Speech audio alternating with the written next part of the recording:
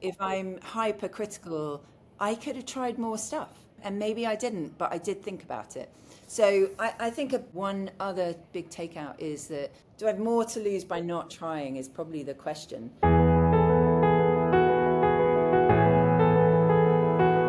Welcome to Her Story to the Top. I'm Jana Blackwelder, and I'm co-founder of C-SuiteReadiness. My name is Helen Vaysman, and I'm a co-founder of C-SuiteReadiness. In this podcast, we will bring you the stories of those women who've made it to the C-suite and became successful founders. No fluff, no pretense, just real stories and real insight of what it took to make it to the top.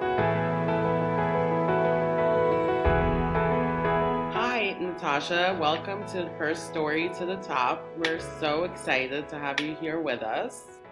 Would you mind introducing yourself and telling our audience a little bit about yourself? Well, thank you for having me. My name is Natasha Jakubowski, and I am Chief Innovation Officer and a global partner at a company called Anomaly. And I always realize that Chief Innovation Officer at Anomaly sounds very vague, and everyone's like, what exactly does that mean? You took the question out of my mouth. I know.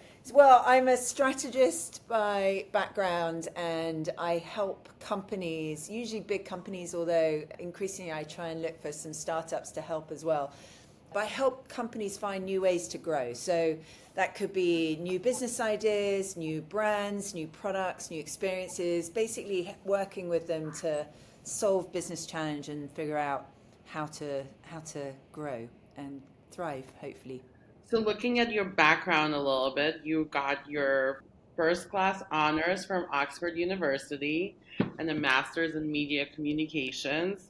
So what led you to this role of innovation? I'm quite interested in how people get to where they get to.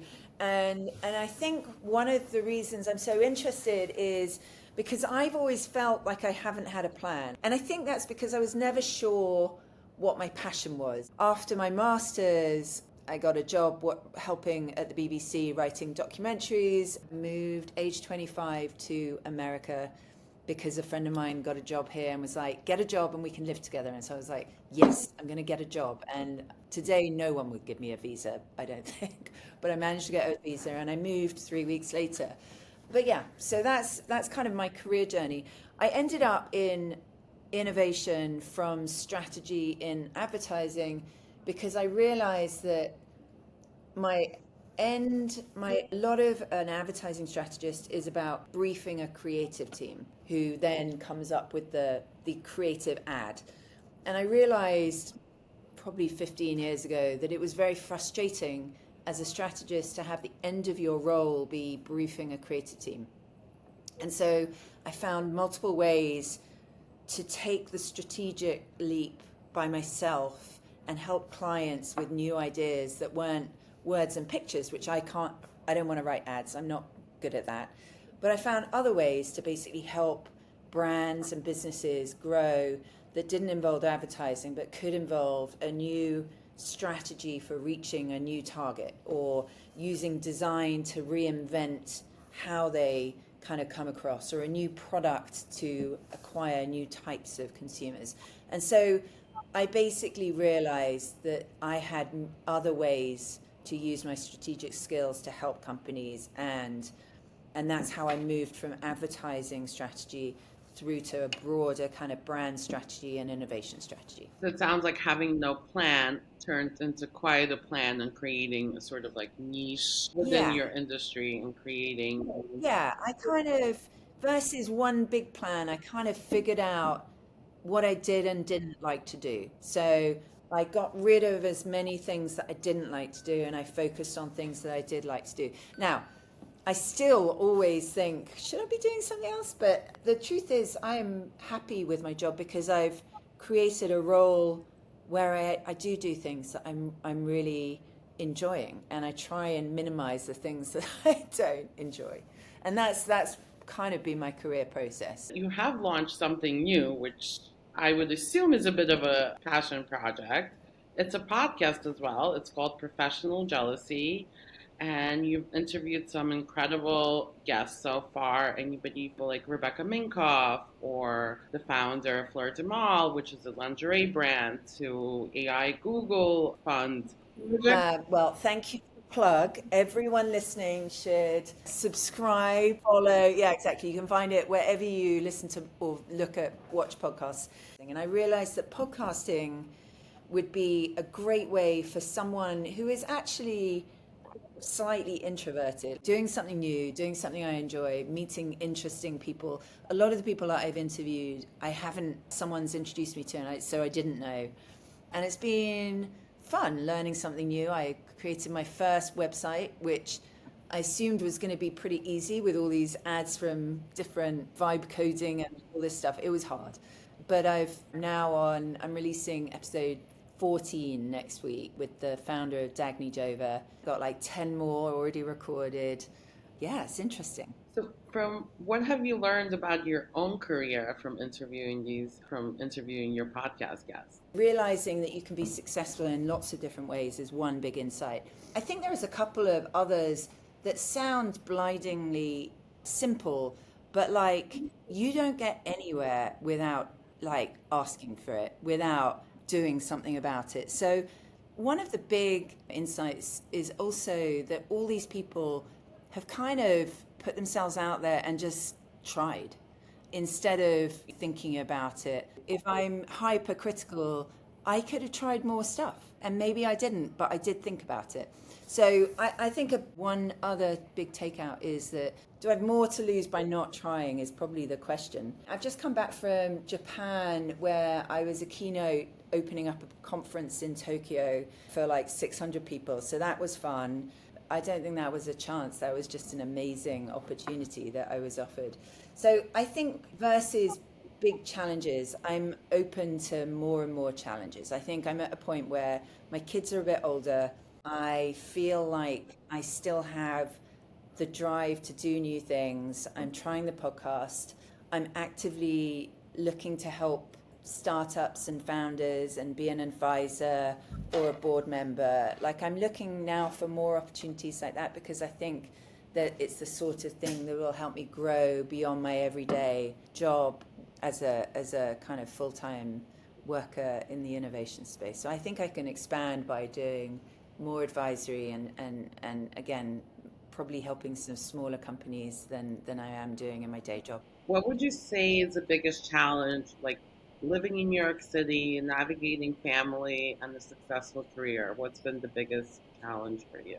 I think the biggest challenge is probably self-inflicted. It's that feeling of guilt. Am I spending enough time with my kids? I think now I'm getting increasingly worried as my 10th grader starts thinking about college. Like now I'm getting worried that, oh my God, I'm going to be losing my kids soon. They're getting old and like now I'm getting the fear that I don't have much time left with them.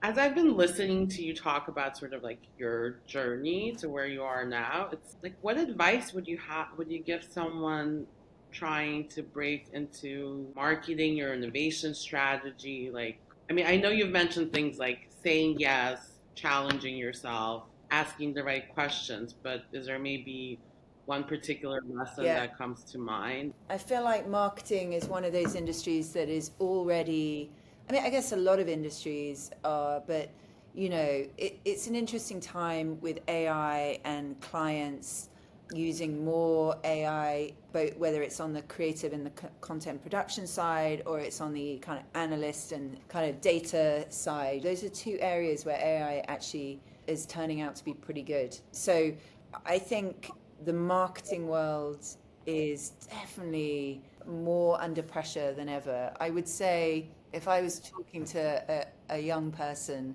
I'm not sure I would start looking for a role on the agency side because I worry that as a service industry within this space, it's going to get harder and harder. So moving towards a client-side role, I think would be a good thing to think about. In terms of strategy, I think, again, getting really comfortable with a lot of the AI tools and not using them purely to give you the answer, but understanding how you can use them as a co-pilot or a way to save time and to actually accelerate your thinking versus just rely on it for the answer. Like I'm seeing more and more pieces of work where I'm like, that's just AI. You actually need to take that. And it's definitely a crazy market out there. I would say think client side before agency. Think about how you get really smart and good at all these amazing AI tools that are coming out so that you're on top of them versus trying to catch up.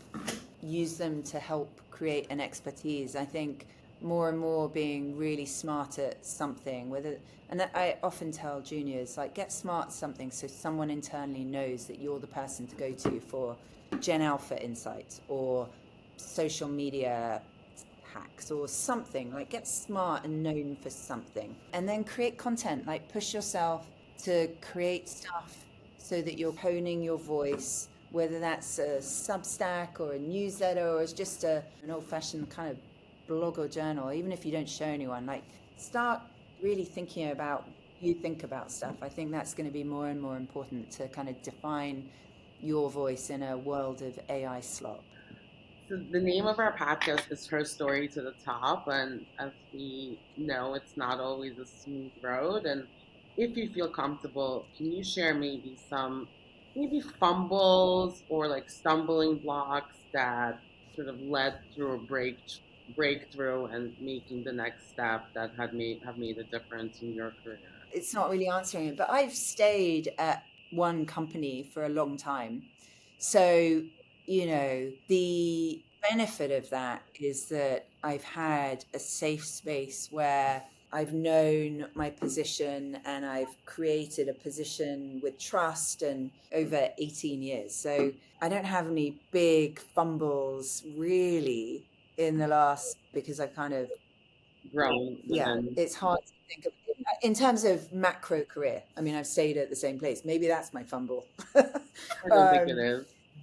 And sure, like on client business, there are things all the time that could go wrong, and I think usually it's about communication. I think if I really think about the times where I feel disappointed in how I've performed, it's usually about not leaning in and showing leadership. I think it's very easy to just kind of let things drift versus actually take control of a situation and try and make them better. So I am thinking actually of something recently on a client business where there were almost too many senior people involved, and because of that, I probably took a step back, thinking, "Oh, everyone else is going to sort this out." But actually, I probably could have done more to fix it than I did. And I actually have thought about that as that was a bit of a fail. A personal fail. Not that anyone else necessarily thought that, but So you must be reading my mind, because my next question I want to ask is that obviously because you've been in this position for so many years and you do have a senior role and you lead a lot of junior associates who look up to you. So I was going to ask you about sort of what leadership skills do you find have helped you along the way? I mean, I think I definitely have a slight insecurity. I mean, one of the benefits of growing in the same company is that I've kind of built my own world. I now feel like I'm at a senior position in the company. And I think one of the downsides actually is that I don't think I necessarily had a ton of leadership training or mentors. I started at Anomaly as a partner. So I kind of started 18 years ago, rightly or wrongly, very senior. And so I think one of the things that I sometimes think about is I probably could have gotten better at traditional leadership training and skills. So I feel like I've kind of cobbled them together and probably thought about that more in the last 10 years than I did in my first 10 years at Anomaly. So I don't know. I think there are some basics around kindness and empathy and understanding where people are on the team, the importance of transparency, And I can be pretty blunt, like, and I'm not a great small talk. When something's wrong, I definitely, I probably, I'm a little too quick to just talk about what's wrong. And I think that can be sometimes a little, I need to watch that it doesn't come across as too harsh, but I do think transparency and understanding that it's not personal, but really figuring out what stuff needs to be talked about and what expectations are is important. And then communication, like the worst possible thing is I often think it's interesting that times when someone is doing really well on a team, you kind of leave them alone because you don't need to worry about them. And then sometimes that can feel for the person great, like they're just being ignored, and it's actually the opposite. You're leaving them alone because you don't need to deal with them. You can deal with all the other problems because you know they're going to be great. And so understanding, always remembering that even if someone is your second in command or someone that you can rely on, you just need to remember that they still need to hear good feedback and have communication. So I think those are a few of the things that I've learned along the way. Well, this is a good time to plug C-Suite Readiness because that's a place where someone can hone in on their leadership skills or get executive coaching because it's true. Yeah, what are the things that you would suggest? What are some things that you think help senior women that haven't had any formal, proper, I think they've learned along the way? I think coaching is a great tool. I think there are a lot of leadership programs that provide skills. A lot of these things almost work like a formula, right? If you Yeah. do A, B happens. For example, what you said that about somebody who's doing well on the team, right? What are some of the easiest ways to encourage your employees or your juniors?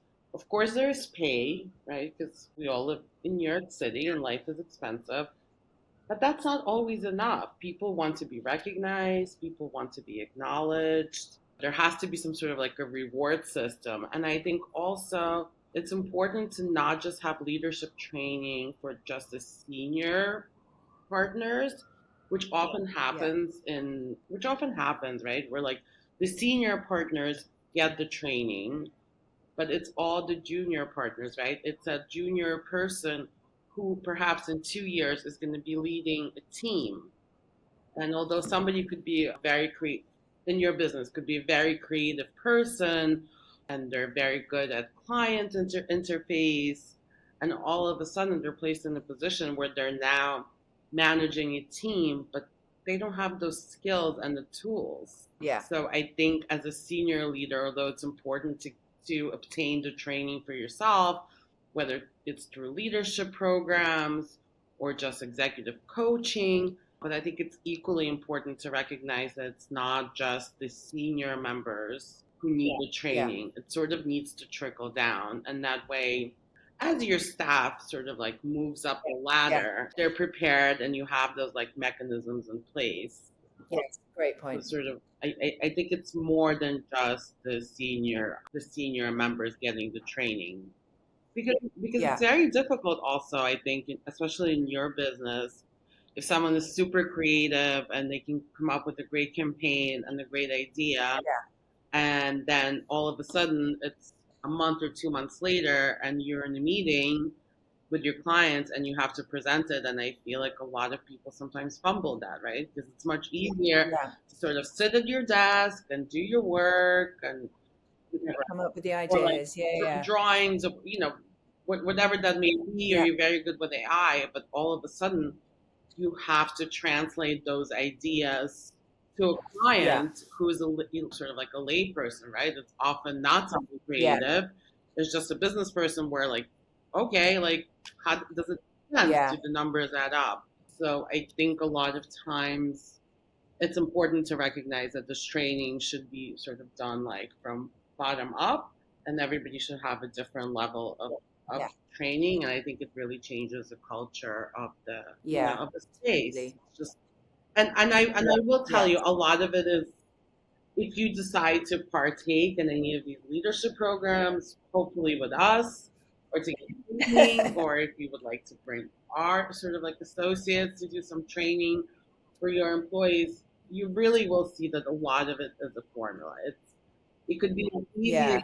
sending that employee, you know what, like you did great, like this was a great week, you performed so well in the meeting, and people really appreciate it sometimes more Yeah. Amazing. than the monetary sort of rewards, right? Whereas I think Yeah. someone Yeah. who's in the senior role, your responsibilities are also very different, and you also have a lot of fiscal things that Yeah. you need to be cognizant of that may take priority over somebody sending you, oh, Natasha, great job, you did so well at this conference, because you got Yes. here, so you know you did great at that conference. Like you may not need that email, but whereas someone younger and in a different position may appreciate that Yeah. email, and Totally. it could change their day, it could change their outlook on Yeah. things. Yeah, yeah, yeah. No, it's so Um, true, so true. I'm like literally, who am I going to write to straight after See, this? so a little plug for all of us. So where do you see yourself in the next 5 years in your career? Well, it's a two prong with your career, and Yeah, also I've listened to your podcast. You have amazing thank you. guests. I mean, obviously, whether it's through the business or whoever people you were introduced to, you're definitely getting some very interesting and successful and brave guests. So let's start. Where do you see your career in 5 years, and where would you Yeah. like to go with your podcast?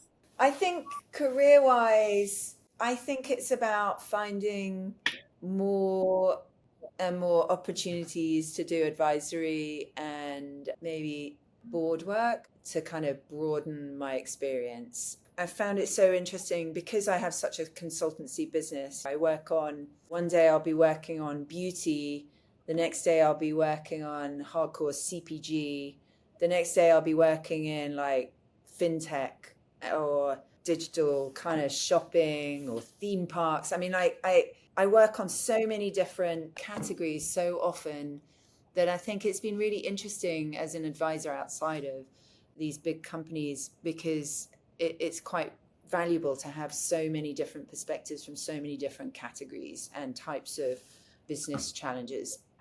So I think that's one thing for my career that I'm interested in doing more of. And now that my kids are older, as I mentioned, I just came back from this Tokyo conference. I'm quite happy to fly off to other conferences if they're willing to pay for me to come and speak. So that's definitely, I don't think that's a goal, but if that happened again, I would do that. I think in terms of the podcast, it's interesting. I've had a couple of offers to have some to read an ad for something, and at the moment I'm happy not trying to sell a product or advertising anything. Now I will say that's because the sponsorship fee that I would have been paid is just like, I don't think it's worth it that to suddenly start having advertising on it because I'm still pretty small potatoes. So I don't know. I'm going to carry on. The podcast is, I do it myself, and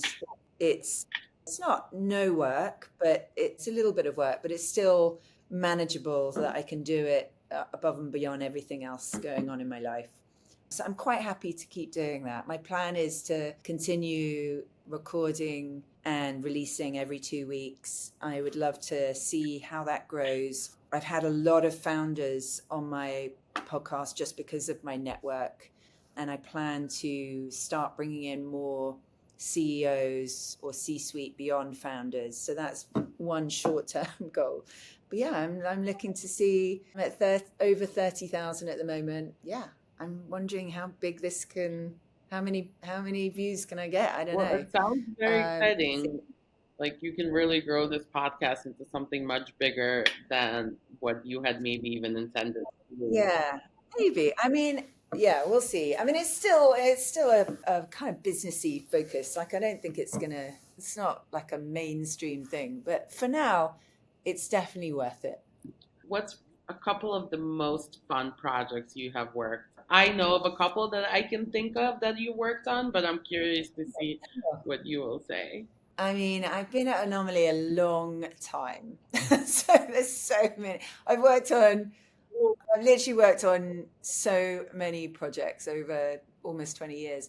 I think some of the ones that I'm particularly proud of, this is a long time. I mean, it's probably like, I know when I finished it because I was heavily pregnant with my son. So almost 16 years ago, I did a long project for Disney World parks where we basically went into the theme parks and started thinking about how to evolve the fixed infrastructure. If you think of Disney, it was finished in the 1970s, and then they basically replicated the Florida park around the world.